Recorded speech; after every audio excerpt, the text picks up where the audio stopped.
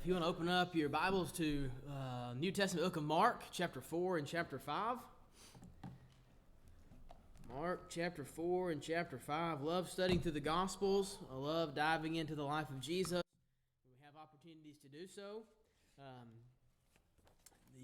The Gospel of Mark is interesting. It's the shortest of the Gospels that we have in the Bible, and it's been described as the action gospel. If you read it, notice how many times it says, and immediately Jesus went, and then he did this, and then he said that, and then he went here. And Mark puts a lot of action into the life of Jesus. Not that the others beat around the bush, but they go in a little bit more depth into some things. They give us some accounts that are not found in Mark's gospel, or they expound upon what Mark has said. And so we have 4 pictures of seeing Jesus, 4 testimonies, 4 accounts that help us to see our one Savior. And people will look at that and have problems with that and say, well, the Bible contradicts itself. Matthew says this and Luke says that, and it's not that they contradict one another. It's that they're helping to give us a rounded picture of Christ. If I were to ask us to go outside and then to come inside and give me 3 or 4 things that you see, some of you might say, I see a car, I see the road, I see a tree. Somebody else might say, I see the church sign, I see a stop sign, and I see the health department, right? Well, which one of you was right? Well, both of you are right. You just looked at it from your own perspective. All those things were there. It wasn't as if one of you were lying about what you saw. And so that's kind of the pictures of the gospel. They're giving us their own viewpoint, their own vantage point of what they saw.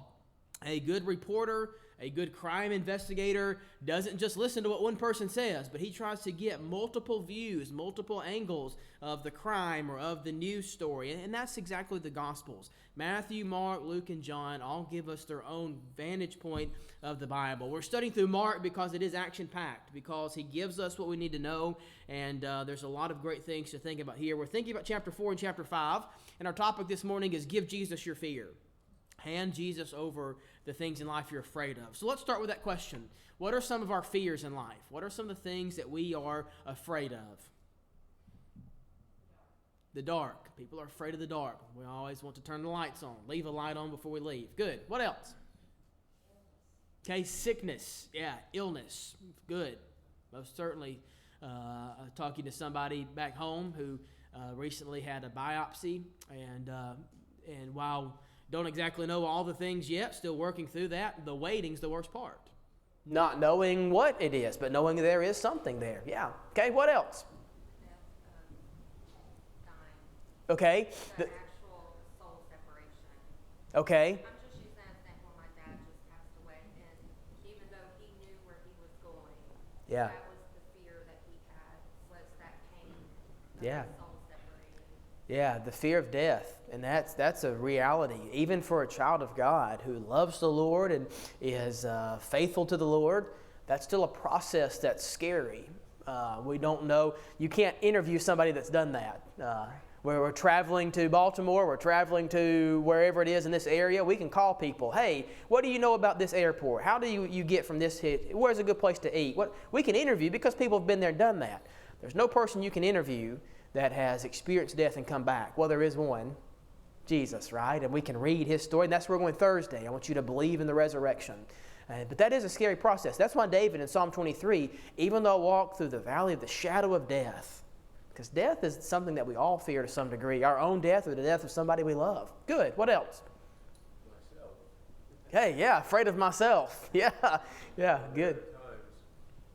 You sit down and you pray about something, and yet you think, can I trust myself? I'm asking God to forgive me now for this. What about tomorrow? Yeah, When I face the same situation, am I going to act the same way? yeah. Paul says the things that I know I need to do, I don't do, and the things I wish I didn't do, I did them. You know, that's part of the reality. God help me, I'm foolish. God help me, I need help. Very good. What else?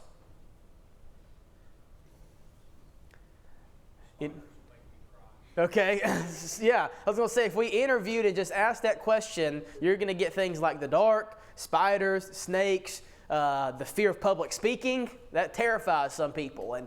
And so we have some things that are kind of, I don't want to say silly because they're real fears. The fear of heights, right? The fear of things like that. But then we have some things that are on a deeper level, some of which that you've discussed this morning.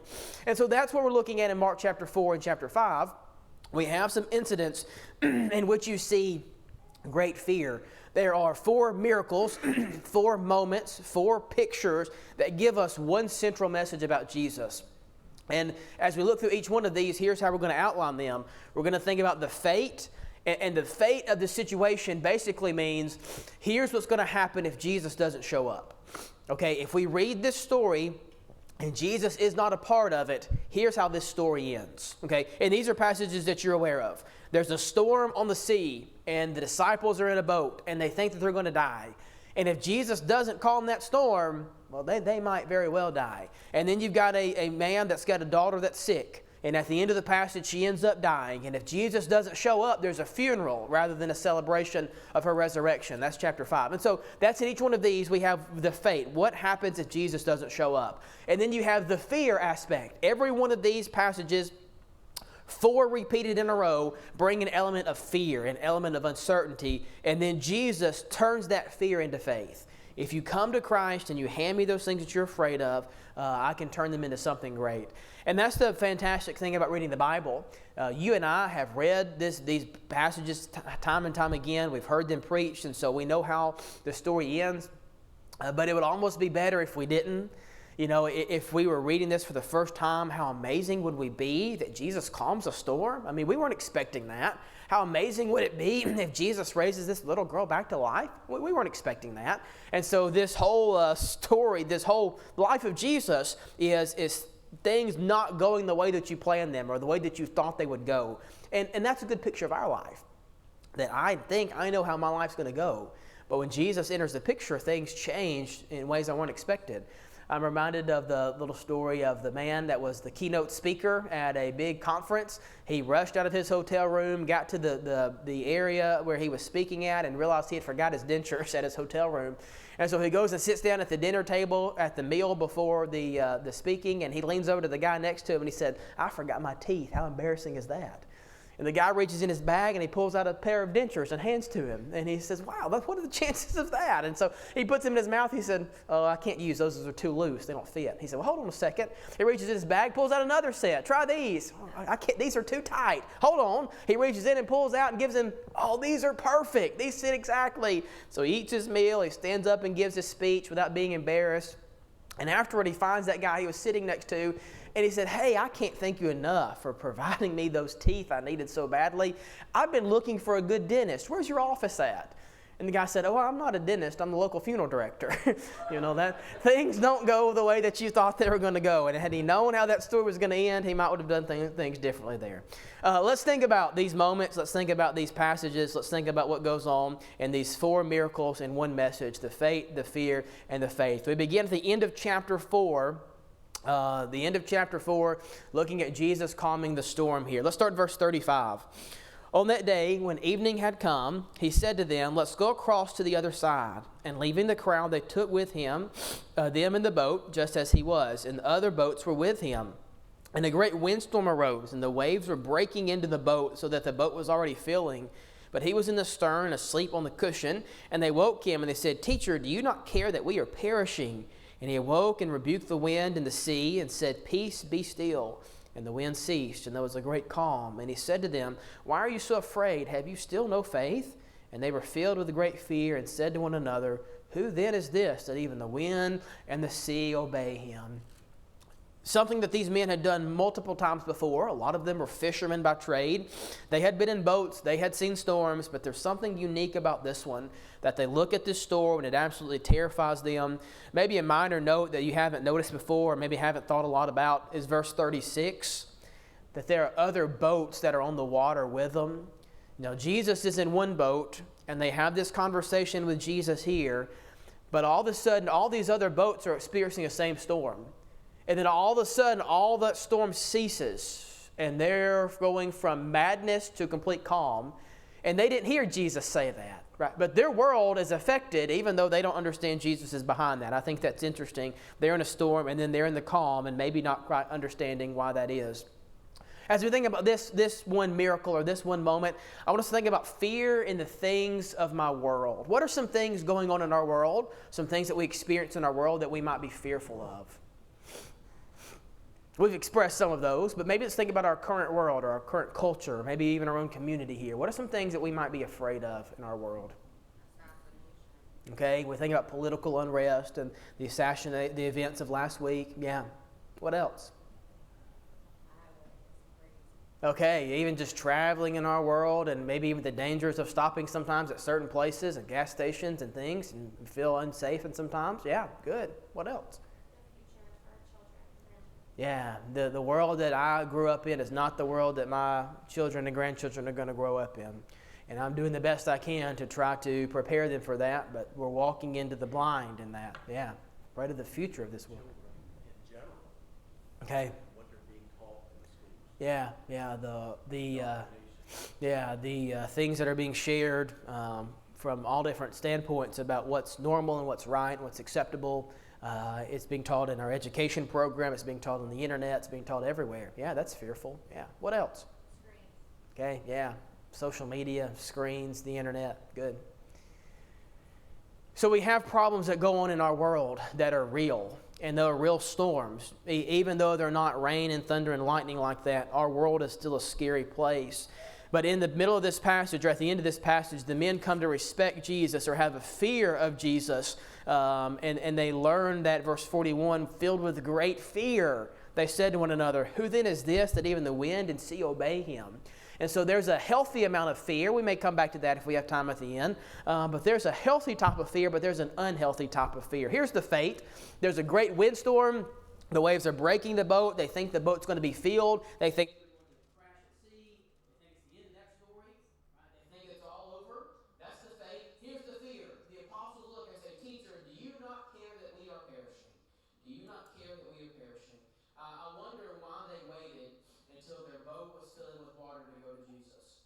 Wouldn't it have been better if they saw storm clouds off in the distance and said, "Hey, I think a storm is approaching. It would be wise if we got Jesus on this and let him handle this." Now, up to this point in the Bible, we have not seen Jesus calm a storm, so it might be that they didn't realize that was in the power scope of Jesus. Not that they doubted Christ, but they're still learning Jesus just like you and I learned Jesus in our life. And so Jesus hasn't done something like this, so maybe they don't really think about going to him for it.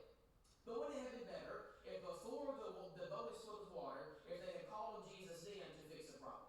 But what are they thinking? If they're like me, they're thinking, "Oh, I've been through a storm before. I've been on the water before. I've navigated the ship before. I've seen dark clouds before. I can handle that. Right? It's way off in the distance. Even if it gets here, we can handle this." And so they wait until their life is falling apart before they call on Jesus to fix their problem. And men were really good at that. Right? We went yesterday to Harper's Ferry yesterday afternoon and went up to the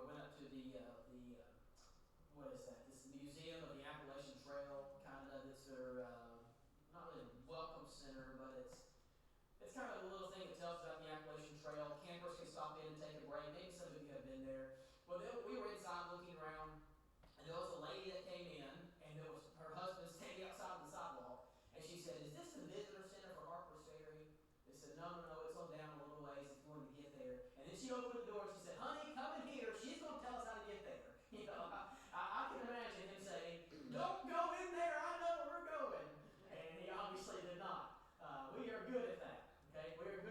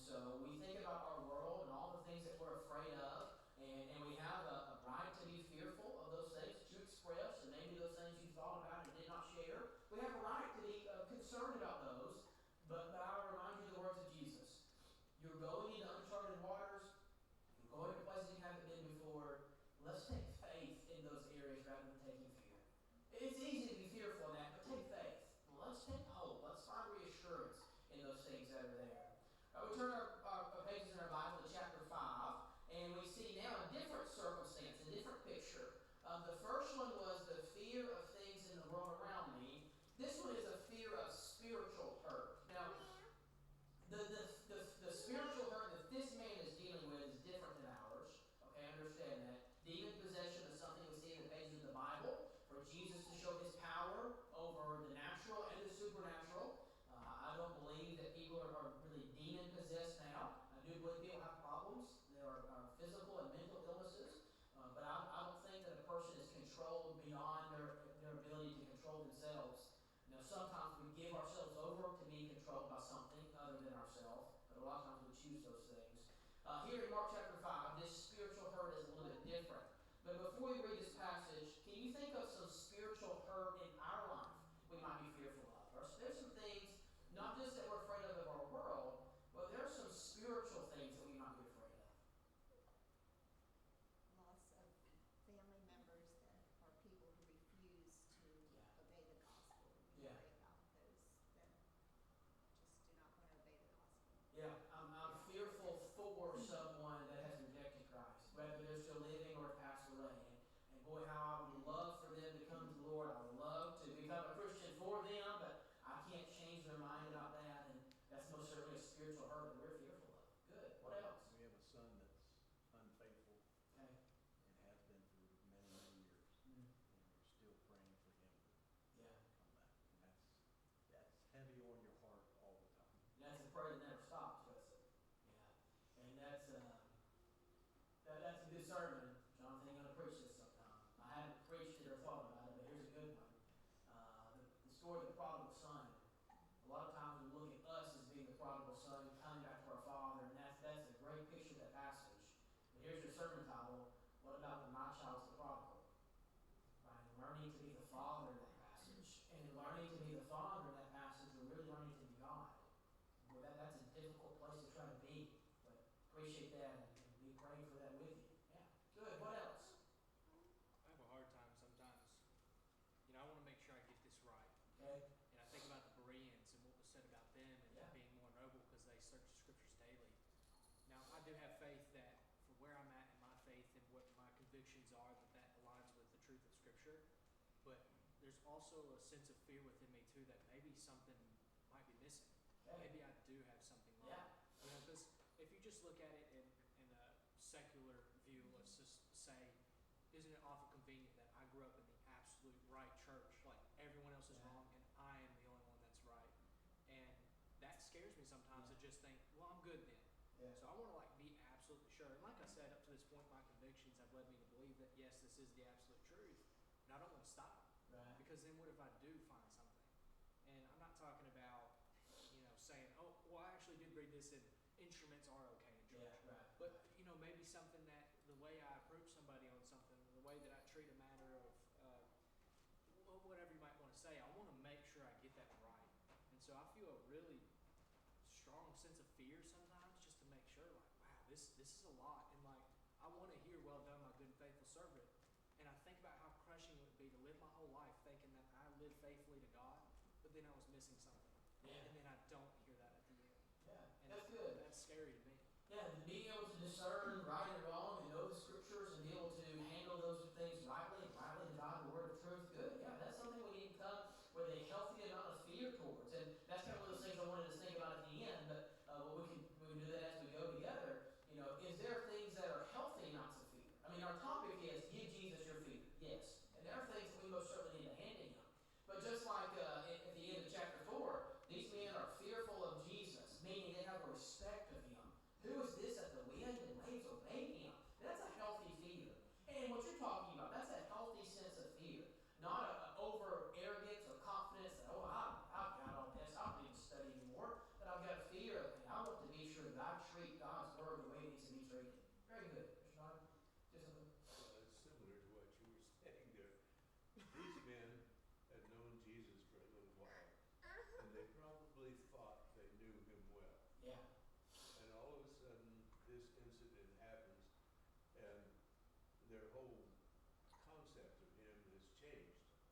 And I think in a personal application of that, when I was 20, I thought I had it all figured out. Now, almost 70 years later,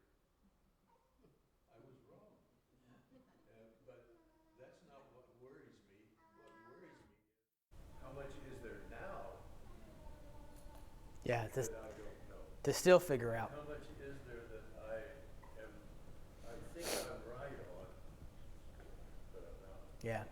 Yeah, that's great. Very well articulated. I appreciate that.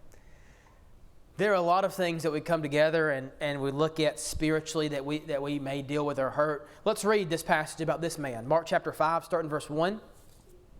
They came to the other side of the sea, to the country of the Gerasenes, and when Jesus had stepped out of the boat, immediately, there's that word Mark uses a lot, immediately, there met him out of the tombs a man with an unclean spirit.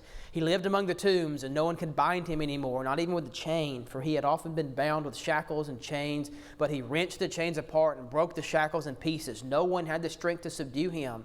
Night and day among the tombs and on the mountains, he was always crying out and cutting himself with stones. And when he saw Jesus from afar, he ran and fell down before him. And crying out with a loud voice, he said, "What have you to do with me, Jesus, Son of the Most High God? I adjure you by God, do not torment me." He said to him, "Come out of the man, you unclean spirit." He replied, Jesus asked him, "What's your name?" And he replied, "My name is Legion, for we are many." And he begged him earnestly not to send them out of the country. Now a great herd of pigs were feeding there on a hillside, and they begged him, saying, "Send us to the pigs, let us enter them." So he gave them permission, and the unclean spirits came out and entered the pigs, and the herd numbered about 2,000, rushed down the steep bank into the sea and drowned in the sea. It's interesting to me, you compare the apostles of Christ that waited as long as they could to call on Jesus, and here you have a demon from hell that when he sees Jesus from afar, he runs to meet Jesus. You would not expect that to be the case, would you? You would expect the apostles to approach Jesus as soon as they can and the demon to get as far away as he possibly can. But the demon knows there's nowhere he can run. There's nowhere he can hide, so he comes and finds Jesus and starts begging, "Don't torment me, don't torment me. That's what I deserve, but do not torment me." And so Jesus cast this demon out of this man into this herd of pigs. Not our subject nature for this morning, but something to think about. You have these people that are raising pigs. For the Jewish community, pigs were seen to be unclean. And so you've got these men, whether they're Jewish or not, they're raising an animal to try to sell that's considered unclean in the eyes of God. And so here they are trying to make capital off of something that God would have forbidden them. And so Jesus sends the spirit into the pigs go drown themselves. And then, as we're going to read in a minute, these herdsmen get upset about that. That's 2,000 pigs. That's a lot of money that we've just lost. Here's the fate of the situation, though. These are verses 2 through 5, okay? He is a guy that has an unclean spirit. He lived in the cemetery. He lived in the tombs. No one could bind him, not even with chains. When they did bind him with chains, he tore them apart, and he would have shackles and chains hanging off of him. No one could hold him or subdue him or calm him down. Night and day, he cries out, cuts himself with stones. We're about a month away from Halloween, and this is as scary of a Halloween movie as you could see, okay? A guy living in a cemetery, crying out day and night, chains hanging off of him, bleeding and has sores as he's been cutting himself. I mean, that's a terrifying picture. And imagine having a loved one buried in that cemetery or a loved one buried in those tombs, and you can't go take flowers to that grave. You can't stop by for a visit. You can't do that because this guy's there. And a constant reminder of death and a constant reminder of how scary of a situation that is. Verse 14, the herdsmen fled and told it to the city and in the country, and the people came to see what had happened. They came to Jesus and saw the demon-possessed man, the one who had had the legion, sitting there, clothed in his right mind, and they were afraid. And they said to those who had seen it, and those who had seen him described to them what had happened to the demon-possessed man and to the pigs. And they began to beg Jesus to depart from their region. He was getting to the boat. The man who had been demon-possessed, had been possessed with demons, begged him that he might be with him. And he did not permit him, but said to them, "Go to your friends and tell them how much the Lord has done for you and how he had mercy on you." And he went away and began to proclaim in the Decapolis how much Jesus had done for him, and everyone marveled. Here's our fear moment, okay? Jesus saw the demon-possessed man, the one who had been the legion, sitting there, clothed in his right mind, and they were afraid. Actions speak louder than words. We say that a lot. That's a true moment of Mark chapter 5, the first 20 verses of this. Jesus could have came and preached a great sermon, and these folks might would have listened to that. But what will stick in their mind even more is seeing a man that had had all of these physical and spiritual problems in his life, now sitting in his right mind, calm, talking with them, clothed, He's not acting like he once did. And when they see him clothed in his right mind, they were afraid. They were terrified at that. That made a big impact in their life, even more than a sermon that Jesus could have preached to them. And so this man, then at the end of the text, wants to go with Jesus. Hey, you have changed my life. Let me go with you. And Jesus gives that faith moment. No, you stay here and tell your friends what the Lord has done for you. Because I'm not trying to knock Jesus at all, but maybe the greater sermon that Jesus could preach would be this man standing here preaching that sermon. Let me tell you what Jesus did for me. You remember how I used to act. You remember how I used to live. You remember how I used to look. But let me tell you how Jesus changed my life. Boy, that's a better sermon than can be preached by anybody. Everybody knew him. Everybody had known his story. And so maybe that could be part of our story. You know how I used to talk. You know how I used to live. You know how I used to think. You know how I used to behave. But let me tell you how Jesus changed me. Because Jesus can change our spiritual hurt. Sometimes we wear our spiritual hurt more public than others.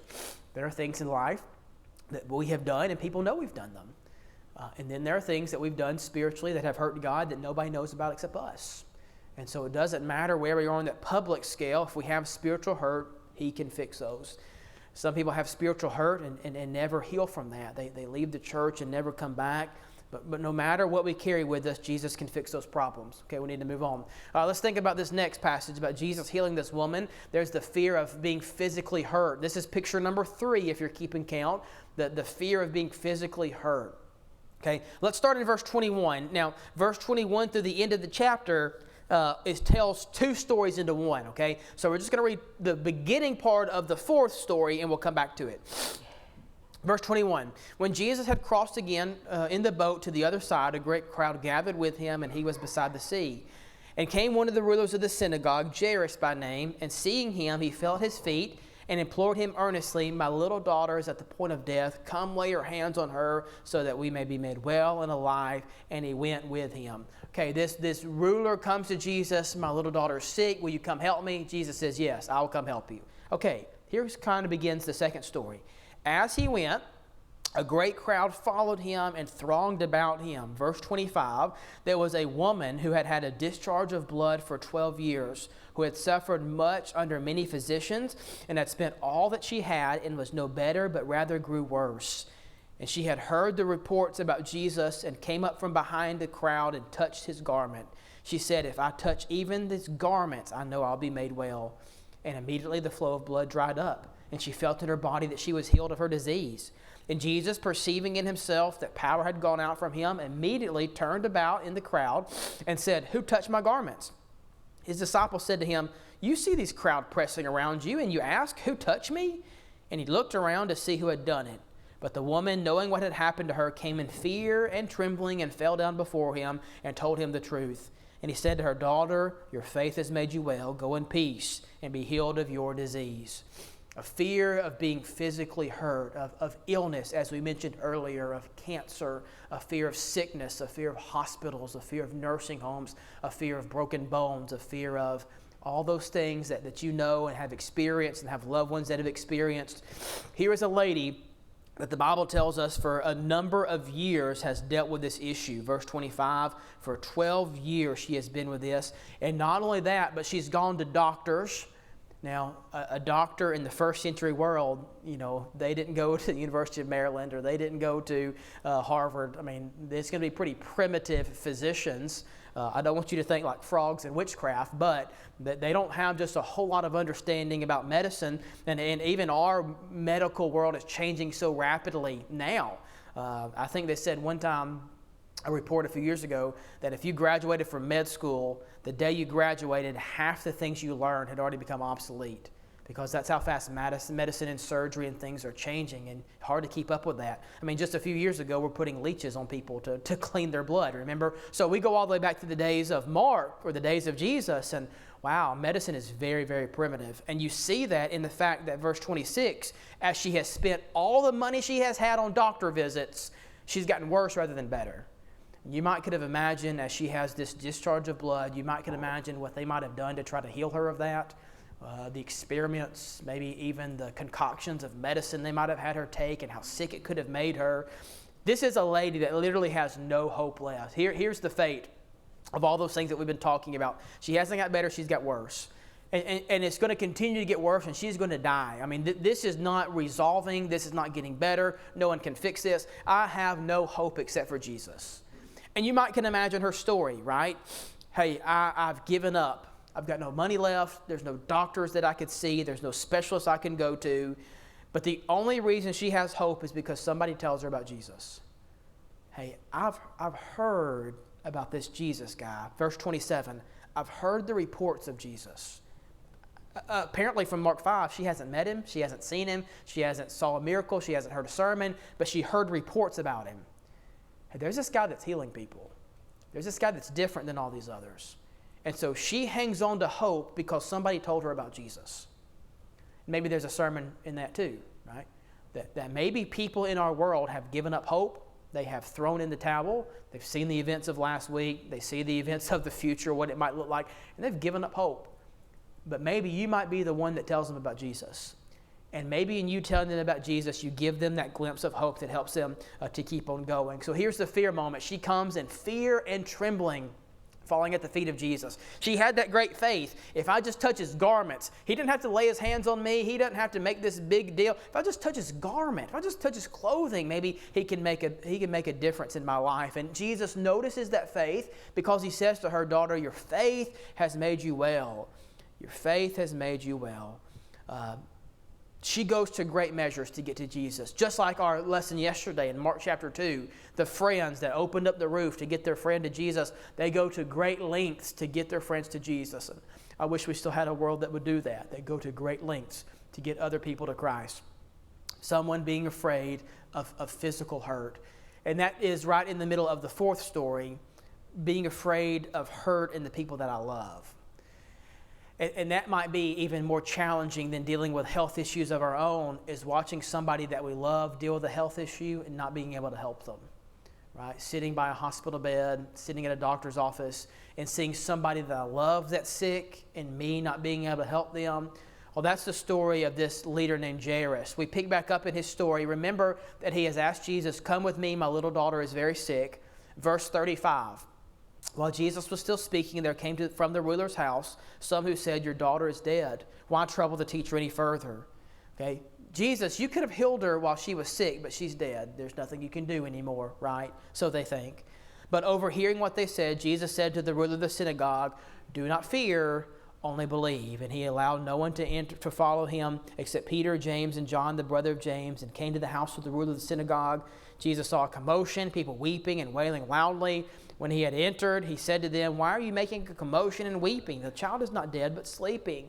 And they laughed at him. They put him all outside and took the child's father, mother, those who were with him, and went in where the child was. Taking her by the hand, he said to her, Talitha Kumi, which means, little girl, I say to you, arise. And immediately the girl got up and began walking. She was 12 years of age.